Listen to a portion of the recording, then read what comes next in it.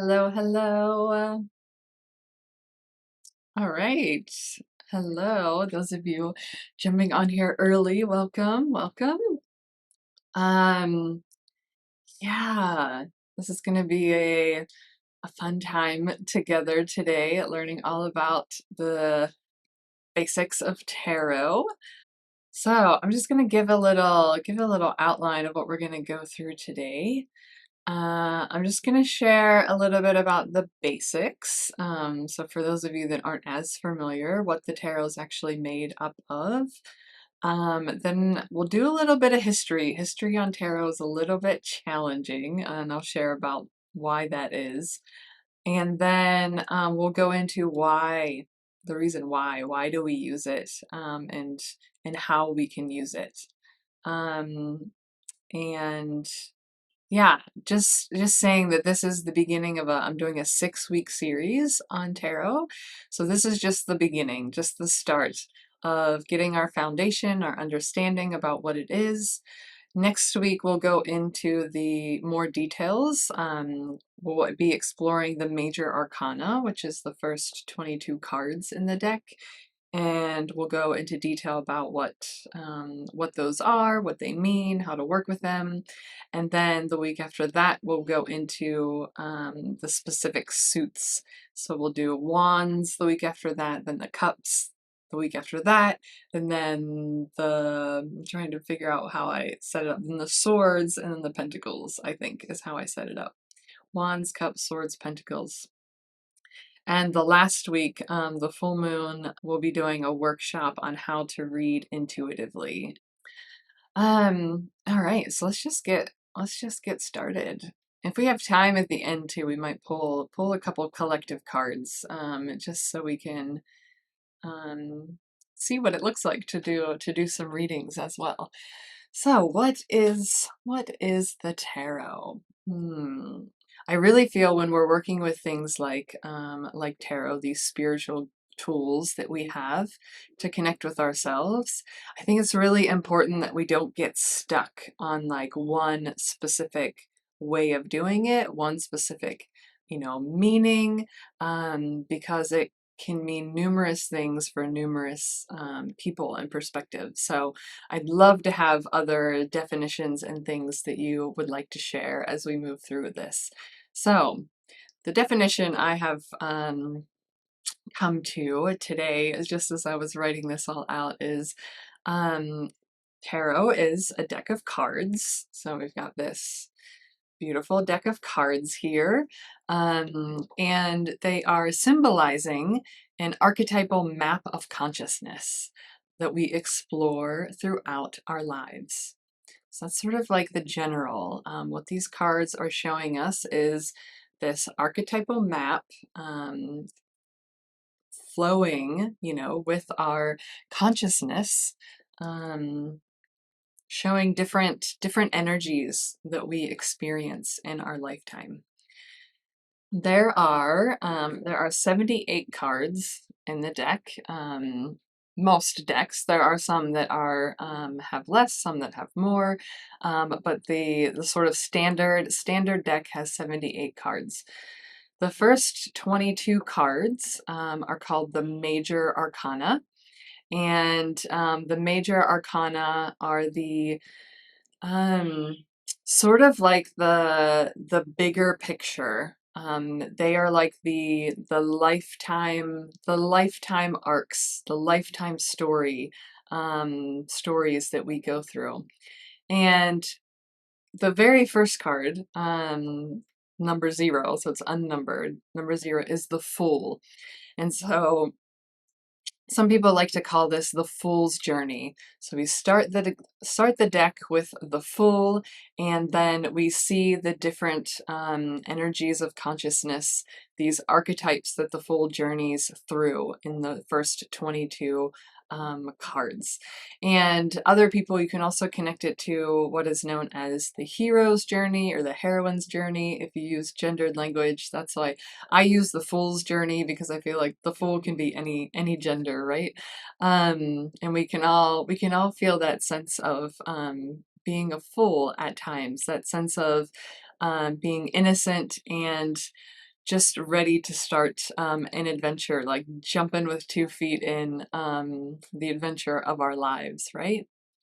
So that's the first 22 cards. And then there are 4 different suits, just like, a regular playing deck of cards, except the suits are usually, and these change depending on what decks you use, but they're usually the wands, the cups, the swords, and the pentacles. And so those are the 4 suits. Each 4 suit has 10 numbers, so 1 through 10, that goes through a cycle. Usually 1 is usually the beginning, 10 is the ending until it starts again with 1. And then there are 4 court cards. So usually the page, the knight, the queen, and the king. And those names change depending on the deck as well. I did pull out the 4 queens of my deck just to show you the different suits. And yeah, so we have the suit of wands. Here's the Queen of Wands from my deck. Wands is connected to the element of fire, which is why we asked that question about the elements earlier.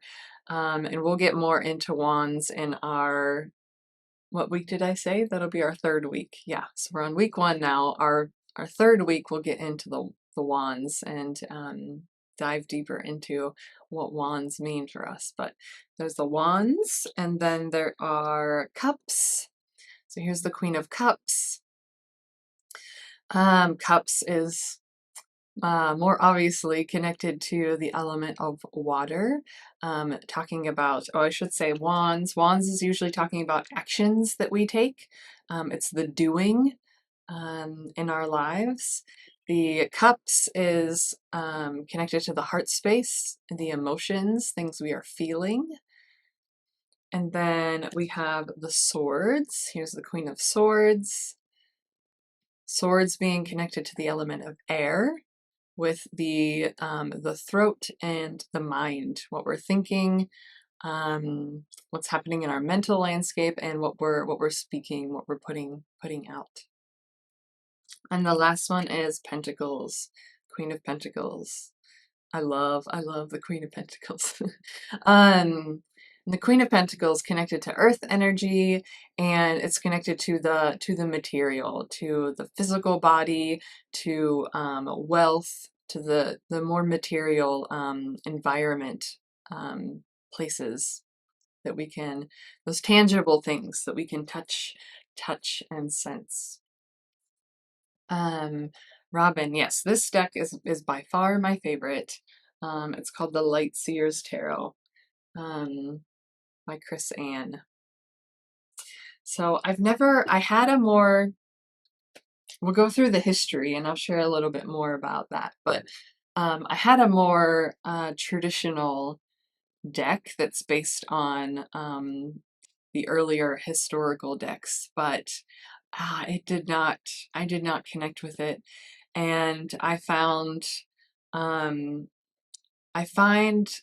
the decks that are more centered on like whiteness and centered on like the more historical decks for me tend to be more constricted in their perspective. And so I really love these new decks now that are a lot more diverse and hold a lot more perspective and story to them. But it really is finding a deck that really works for you. We'll get into that a little bit later as well. Okay, so let's talk about I shared the major arcana, right? The major arcana was the first 22 cards, and then all of the suits together, the 56 cards of the suits, are called the minor arcana.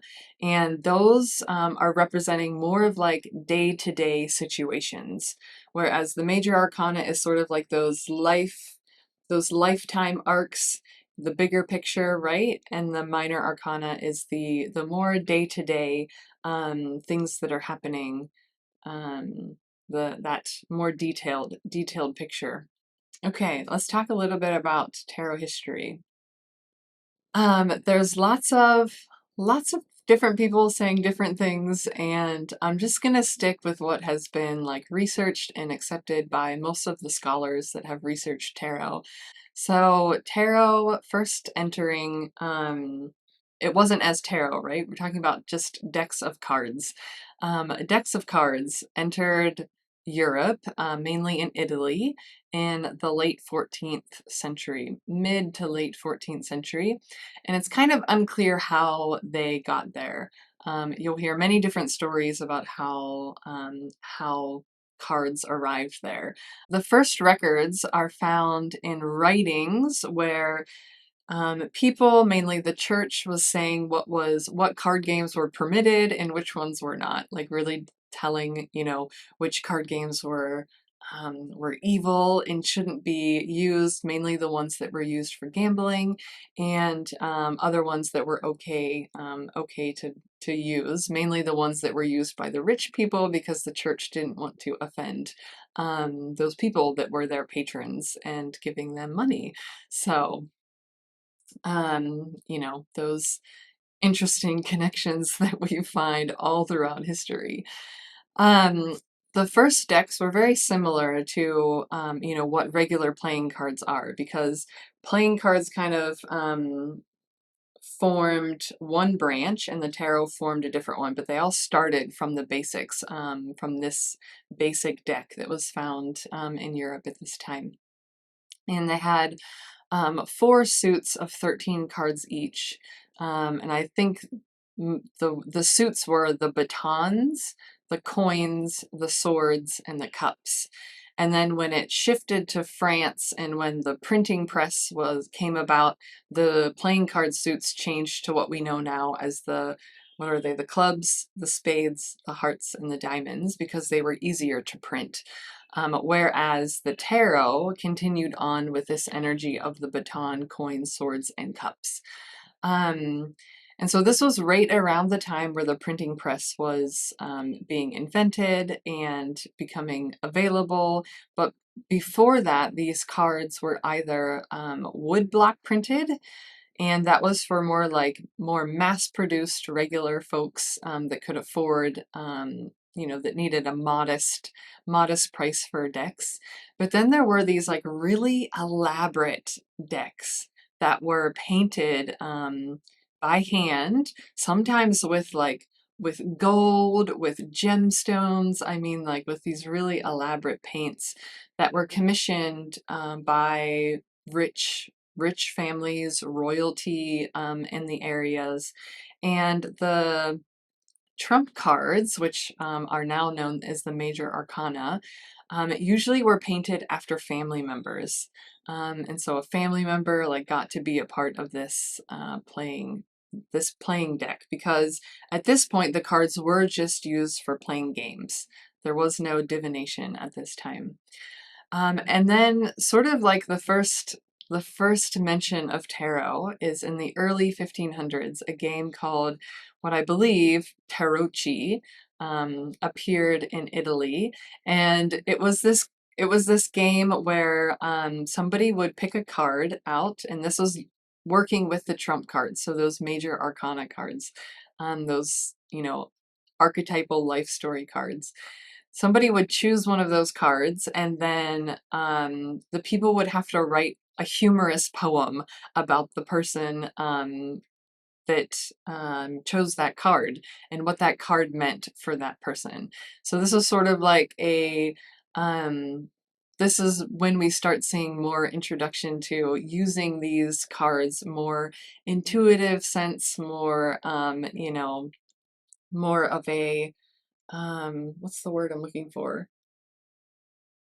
I can't, the word has slipped my mind, but that sense of getting into more archetypal meanings for this and ascribing them to the people that were choosing the cards. But it wasn't actually until the late 18th century in France where the cards were beginning to be used for divination purposes by an occultist, Jean-Baptiste Alliette. And he was the first person in record that was said to be using the tarot, what we now know as the tarot deck, for divination purposes. So that's sort of like the short history. And because it evolved slowly over a few centuries, right? And so there's many different aspects of that, and it still continues to evolve, but in a very slower pace now. So what we know now is sort of like that root in the late 18th century, 1790s in Europe. So that's what we have. That's what we have today. Okay, so, and I don't have one of the most common decks. The Rider-Waite-Smith deck is probably the widest used, the most well-known imagery. I do not have one because I don't connect with that imagery myself. Maybe I should get one just to show, but if you want to look it up, the Rider-Waite's Smith deck, and a lot of the tarot cards now come from that understanding of the Rider-Waite's deck. And so they are coming with that archetypal understanding of those images and symbols, and then people interpret them in their own ways to create tarot decks these days. Let's just talk a little bit about what tarot is used for.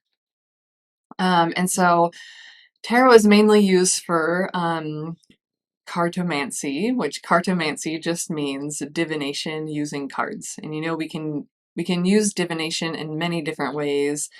Divination, there's crystal balls, there's scrying with water, with mirrors, there's crystal grids, there's, divination. You basically can divination by springs and waters, like with the earth. I mean, there's many different ways that we can connect to divination.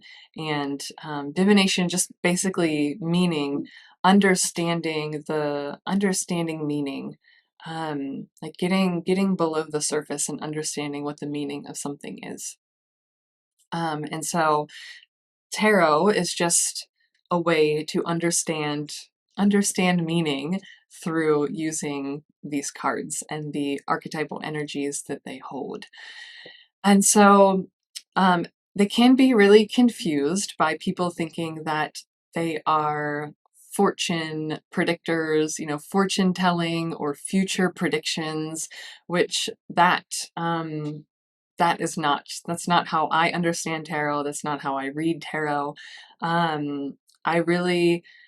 I don't see them as predictions of the future, because our future, nothing is set in stone in our future, I believe. All there is possibilities, and we get to choose our steps in the present to allow the future to unfold in the way that it will. So I really use tarot to revealing things that are hidden.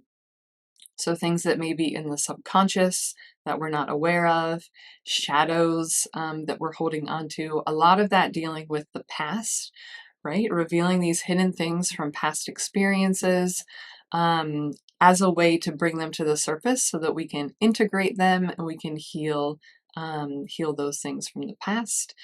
When you're in the present, asking questions about the present, it's really about just understanding all of the different elements that are informing the way you're experiencing this present situation, this present where you are in life right now. And so the cards can help you see some of those things you can't see that are, a lot of times we're very blinded by things. We see in one way, one perspective, and we're missing everything that is around, and the tarot can help us see some of those things that are around us. And then when things come up about the future, I believe the tarot is really just showing us potential possibilities that could be in our future. And so then we get to use that as an empowering tool to decide, like, if you pull up, um, I'll say one of the more negative cards, right? If you pull the devil for something in the future, that is shining a light on where you want to go, where you don't want to go, so that you probably don't want the devil energy to be dominating your future. And so choosing now in the present, what choices do I want to make that will not, become the reality? And how can I learn from this devil archetypal energy to choose the future that I want for myself? So it's just sort of like shining a light on those potential possibilities so that you can make empowered choices here in the present of where and how you want to live your life.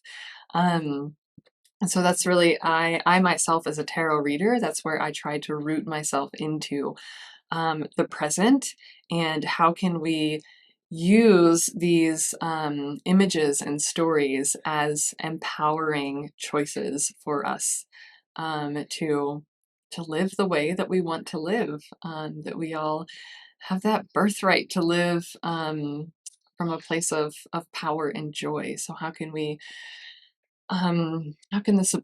tarot support us in that?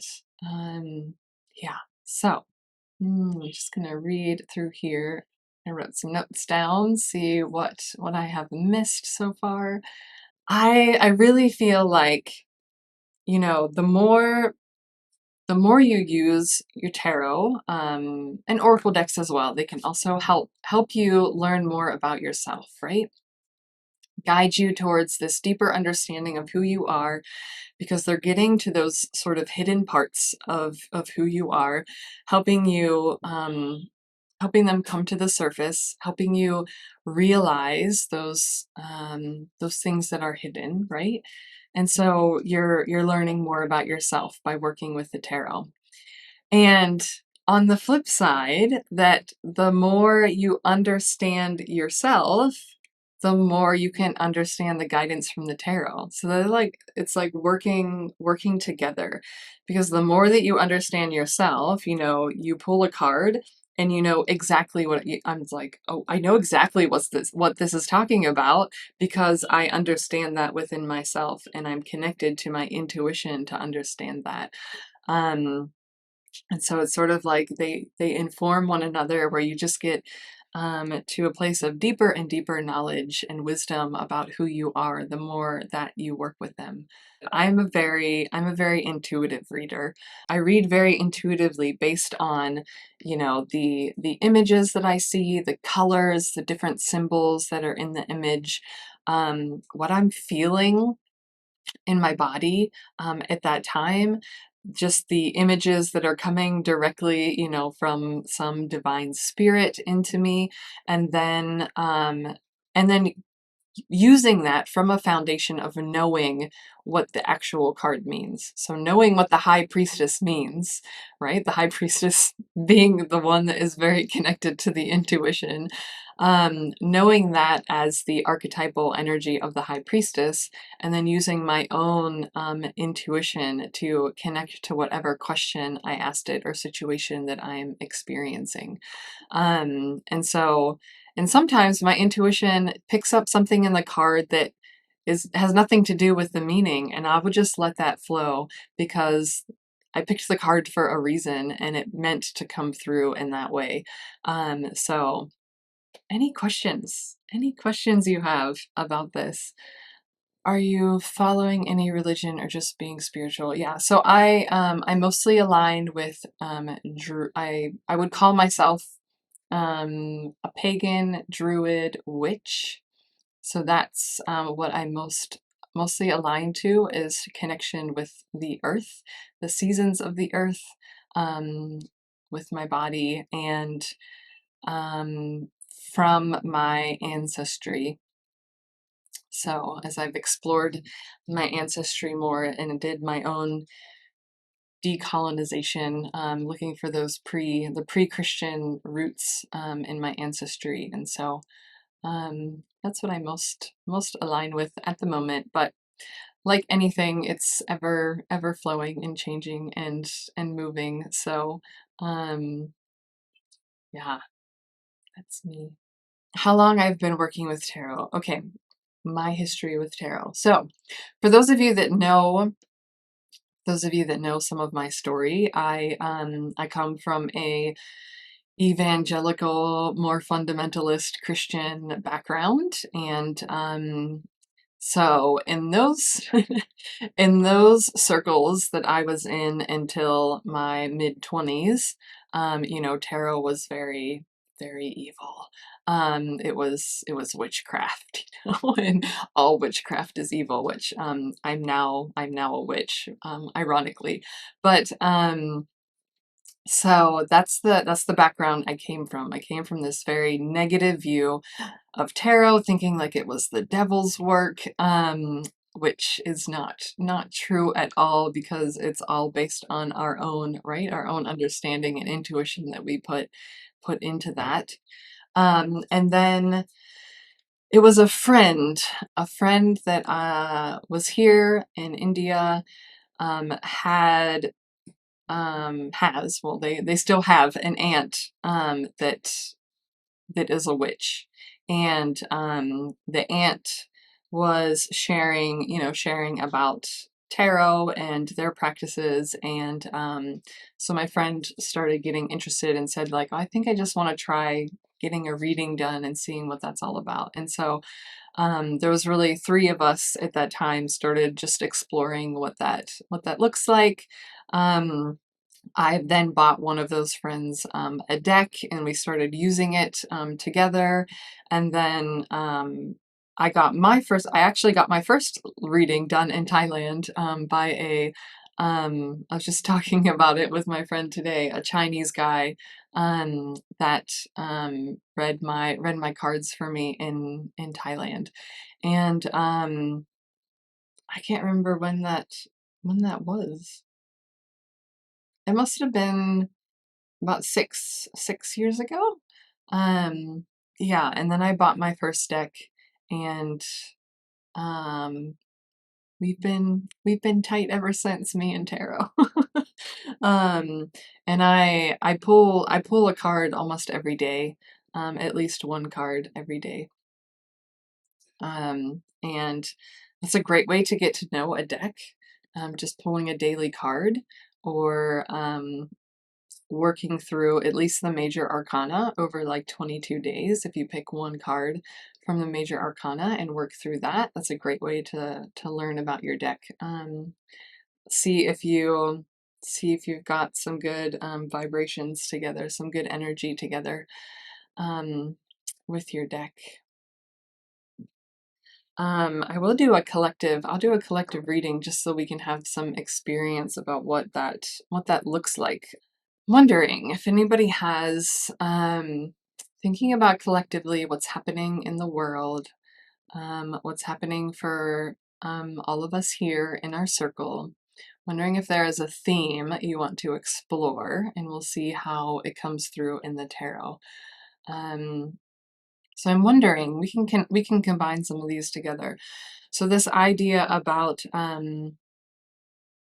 okay, so different ways you can read tarot. So most of the time I read just with a situation or a question, and I usually start with pulling just 3 cards, and then seeing how the story sort of unfolds, seeing if more cards need to be pulled for clarification, for more understanding. Um, Sometimes that's how I read for other people normally. How I read for myself, sometimes I also do that. I just pick cards intuitively, what's coming through. Sometimes I do spreads, and I create spreads as well for any of you that are in the Sacred Cycles Coven, my online community. I create a spread every month for them there, and I love creating spreads, but I don't use them very often for myself. Except for, as I'm reading through these, I'm seeing a spread form in my mind, because you want to address different topics that have the same sort of theme together. So I'm feeling this connection to definitely this peace and harmony, right? This emotional connection and these obstacles that are coming in the way of that peace and harmony, right? So we can pull. I'm gonna pull I'm gonna pull 3 cards. I'm gonna pull a card for our collective emotional body right now, what's happening in the present right now emotionally, just so we can become aware of what energy our collective emotional body is holding. Then we will pull a card for the peace and harmony that is possible, right? Like how we can get to that place of peace and harmony. And then I'll pull a 3rd card to show what the obstacles are um, to getting there. Yeah, sound good? I think that's what's coming through for me. Okay, so we're gonna pull 3 cards right now in our present. What is in our present emotional body? What emotions are collective experiencing at the moment? What may be hidden that we're not seeing in the emotional realm? Okay, then our 2nd card, we are pulling what peace and harmony is possible for us? How can we come into a deeper peace with one another? How can the collective harmony find its balance? And our last one, what obstacles? And what obstacles are in the way of us reaching this peace and harmony and healing across the divides? What blocks or obstacles do we need to move through? Okay, let's see what we have. Ooh, ooh, ooh. Okay. A card that has been coming around for me a lot lately. So our first question was our emotional collective right now, our collective body, what's happening. We've got the 8 of Swords. Okay, so 8 of Swords. I'm actually feeling this disconnect from the heart center, from the emotional center. And why maybe some of us may be feeling the way we're feeling because because it's so overwhelming, right? All of the things that are happening in the world. It might be so overwhelming that we disassociate from some of those emotions, some of those feelings because we're so tender, right? And so the 8 of Wands or 8 of Swords, Swords is like I said, it's connected to the element of air.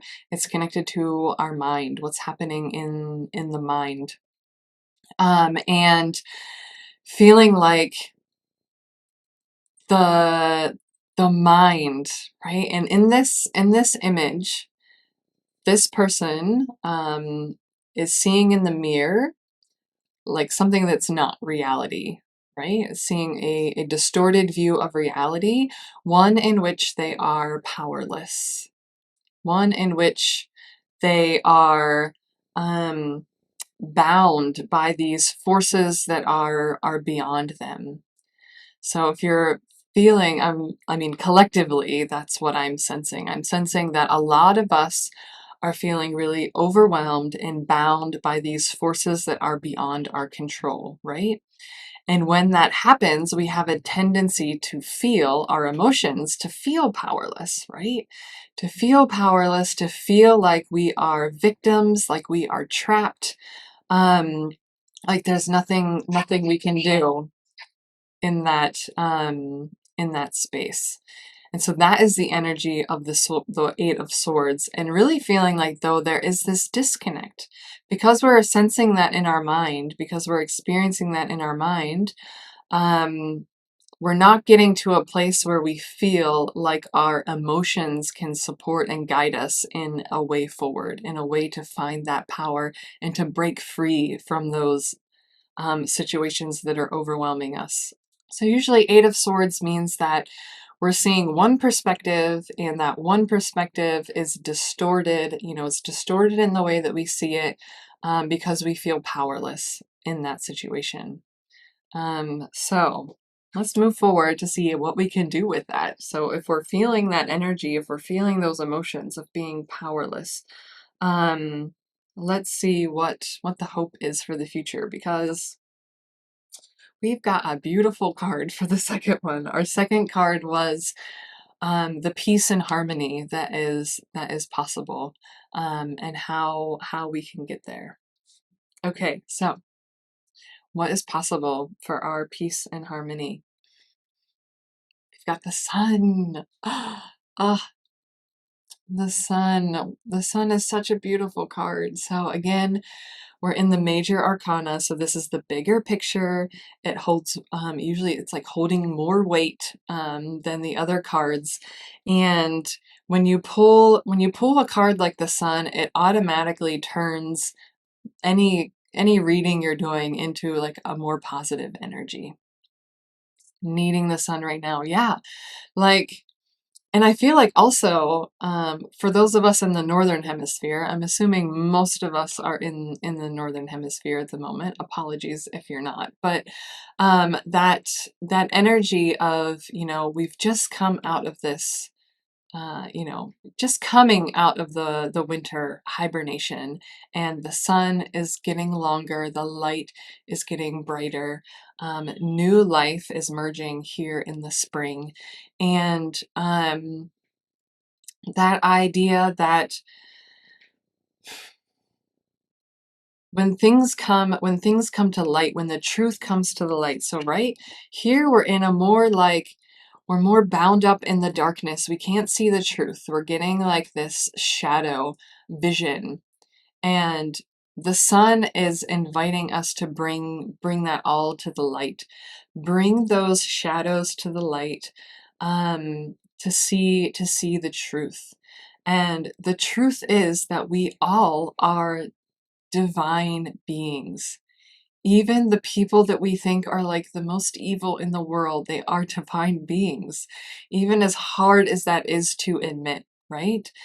And that understanding that, coming to realize that, bringing that to the light is going to shine a light about how to move forward in a way that is one of peace and harmony, right? And this is sort of like coming into like an individual understanding, right? We're looking for ways to take our power back, right? Because the eight of swords is taking our power away. It's making us feel like we are a victim, like we're trapped in these outside circumstances. We can't do anything. The sun is telling you, you have the power within you to do something.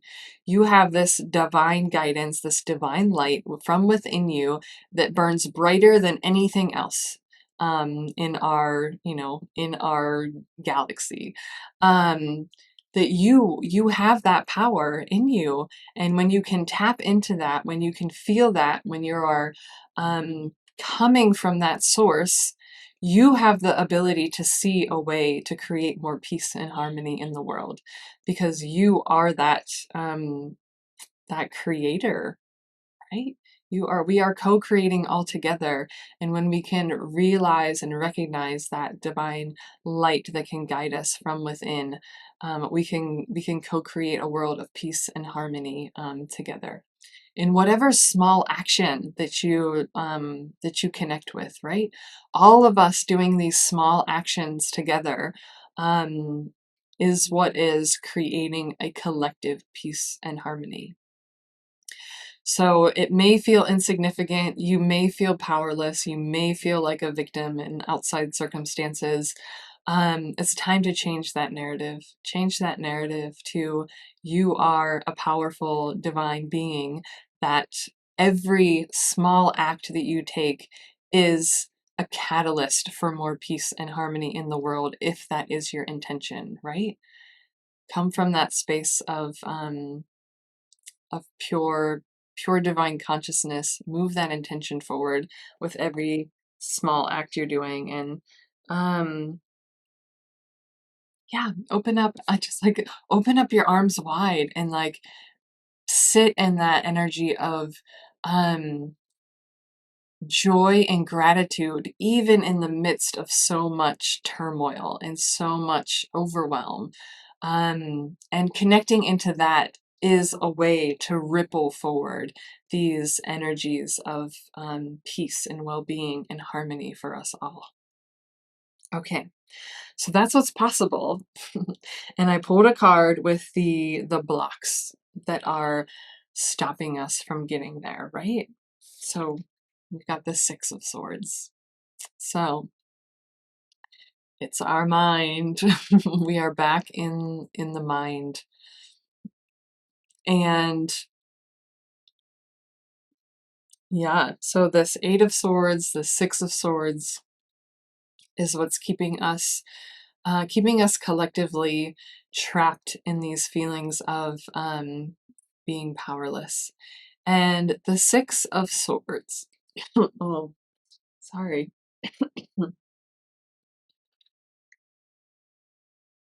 Hmm.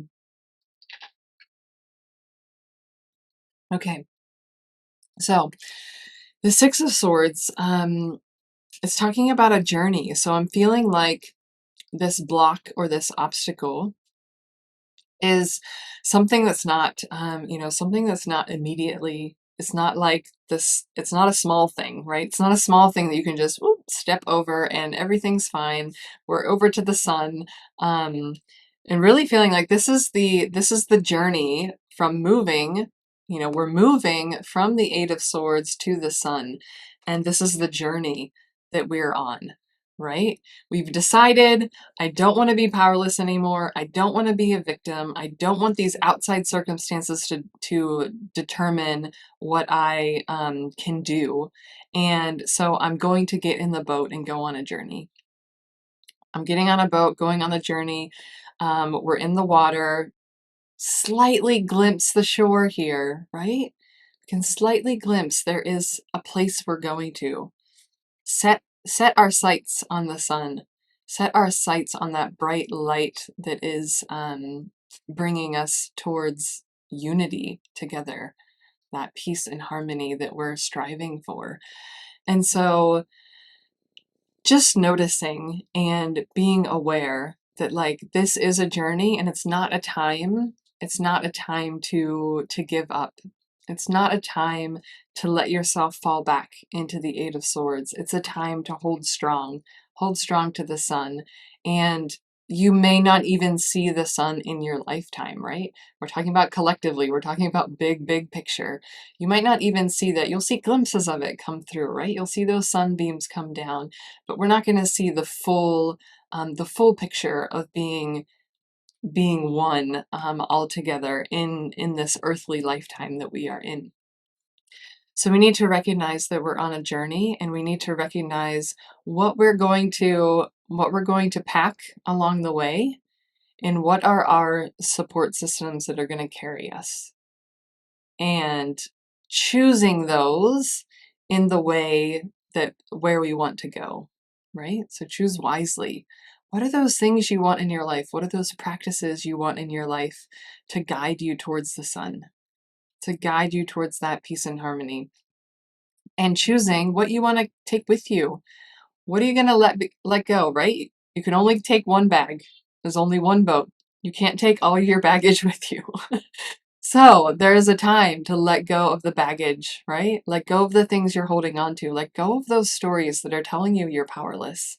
And step into the boat with all of your hopes and your aspirations that are moving towards the sun, and then decide what practices you want to do that are going to support you to get there. that's the story I got. That is the story I've got for us today. Um, well, I said I was going to show you my other decks. I have them sitting here. So I have a travel deck, which is the one, it's in this cute little tin. It's called the Sun and Moon Tarot. This cute little tin, and um, I bought this as my travel deck, so I don't have to, my favorite deck is quite large in comparison, and it's hard to put in bags when I'm traveling places. So I have this this little deck, the Sun and Moon Tarot, which I enjoy as well. It also has a diverse showing of people, and is that's a little hard to see. Let's see if oh, there we go. That's the Justice card, and here's the King of Wands. Let's see what else. I'll pull one more. The Princess of Pentacles. Like I shared, some of the cards have different names for the court cards. So this one is, I think it's Prince, Princess, King, and Queen instead of Page, Knight, Queen, and King. So that's my travel deck. And the other deck I have is also by Chris Ann, called the Muse Tarot. And this is the one I use mostly with my work and my creative work, because it's talking about connecting with the muse as our creative guide. So it's also really, really beautiful. And this is a it's a digital collage deck. So here's the Eight of Materials, which is called the Eight of Materials in this deck, the Eight of Pentacles. And so you see it's a very different art compared to, yeah. So you see, and this is the same creator, just a different way. So we have the drawing on this side, and we have the collage art on this side. Oh, here's the sun. We can compare the two suns. There's the two suns, one and the other. So you'll see like similarities, right? The colors are similar, has the same sort of like expansive energy, right? But very different as well in the way that they show up. So yeah, and those are the only three decks I have in India with me. The rest of my decks are at my parents' house. Yeah, so next week we'll go into week 2. Like I said, this is a 6-week series, and so week 2 we'll be talking just about the 22 cards in the major arcana, that lifetime arc, the what I call the Fool's Journey. So we'll be exploring those archetypes that show up in those, and what else?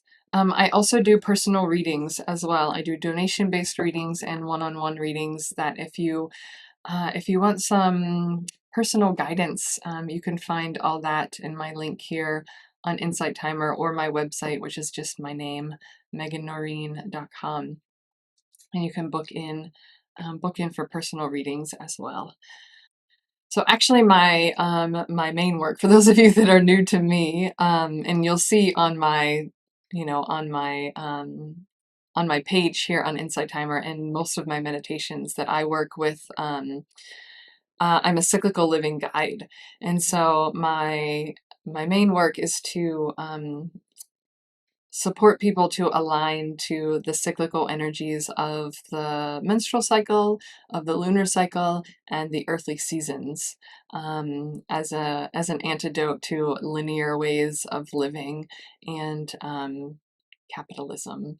And so yeah, that's my passion. And if you ever get a reading from me, if you ever get a tarot reading from me, I usually bring a lot of that energy of cycle awareness into it, because I see all of the universe working in cycles, right? And even the tarot itself, like I shared, each of the suits go in, even the major arcana goes in a cycle. It starts with the Fool in the beginning, which is like that that stage of newness, new adventure, taking a chance, taking a risk, going forward. And then, you go through all of the obstacles and all of the beauty that life gives you until you get to the end of the major arcana, which is the World card. And the World card is sort of like everything in perfect harmony together, perfect balance. But after the World, you go back to the Full again because a change comes, a new perspective comes, a new adventure comes, and you start again. And we go through these cycles continually in our life. And so all of my work is rooted in that awareness that we're moving through cycles. So if that's of interest to you, you can come join our circle. Follow me here on Insight Timer. Thank you, everybody. Yeah, hope you have a beautiful morning, afternoon, evening, wherever you are, and I will see you again next week for our next live in the series. Sending you much love.